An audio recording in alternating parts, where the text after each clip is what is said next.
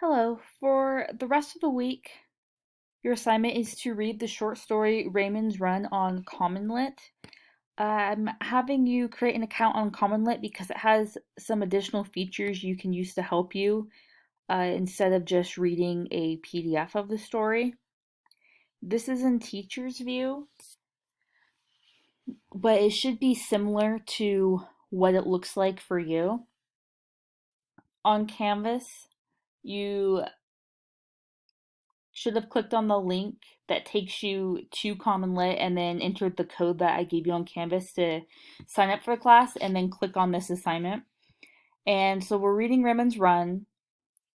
It's about 6 pages, so this is your assignment Thursday and Friday.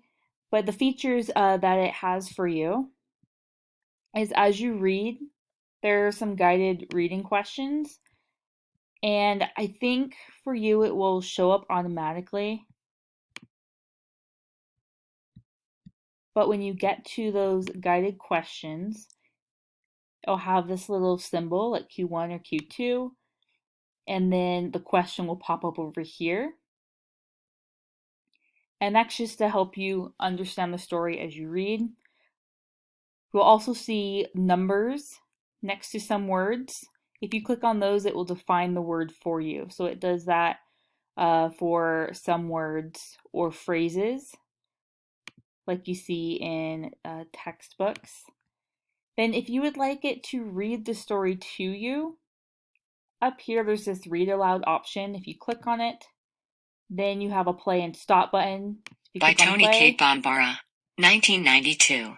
Tony Kate Bombara, 1939. Okay, so as you saw, it highlights what it's reading as it reads, so you can follow along while listening if you prefer to do that. And then there's also an annotation option.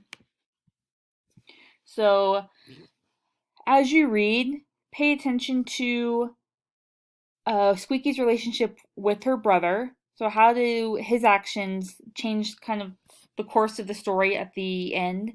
And then also, how do Squeaky's thoughts, what she says to others, and her actions reveal more about her character and move the story forward? Because that's what we're going to be talking about next week in preparation for your book project. And then when you are done reading, there's assessment questions. I'm not sure if it will be on the side for you or if it'll pop up automatically, but there are 6 multiple choice questions. The last one's short answer. You only have to do the multiple choice. And then we're going to talk about it on Monday. There'll be a Nearpod, and we'll go more in depth with the story. And feel free to email me with any questions that you have.